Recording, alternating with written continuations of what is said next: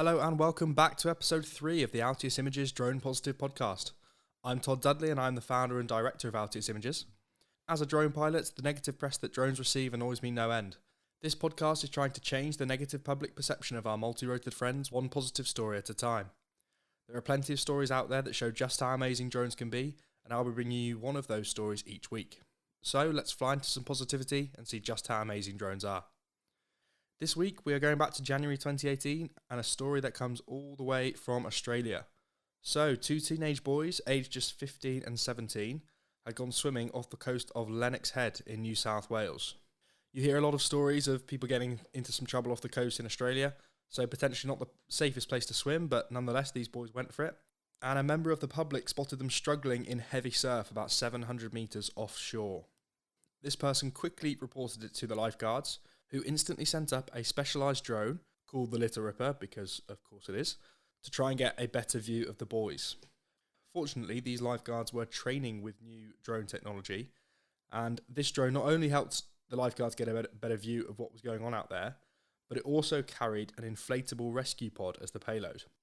So this is pretty amazing stuff. The lifeguard sent up the drone, flown it over the ocean. He can see the boys. He's got a much better view of them from there than he does from the beach. Attached to the bottom of the drone is an inflatable rescue pod, which he releases and drops into the ocean, and the two swimmers use it to make their way safely back to shore. There is a great video of this which shows you just how the technology works, so do check the link in the description for the full story and to see that video. Now, John Barilaro, who was the state's Deputy Prime Minister, praised the rescue as historic and said, "Never before has a drone fitted with a flotation device being used to rescue swimmers like this." So really cutting edge technology, a great use for the drones. And just as we discussed last week, using the technology to literally save people's lives. Granted, this is on a slightly smaller scale than last week, but still pretty impressive nonetheless.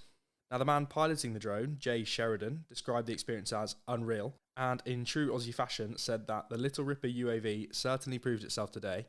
It is an amazingly efficient piece of life-saving equipment and a delight to fly. Sorry to disappoint those of you out there that thought I might do the Aussie accent.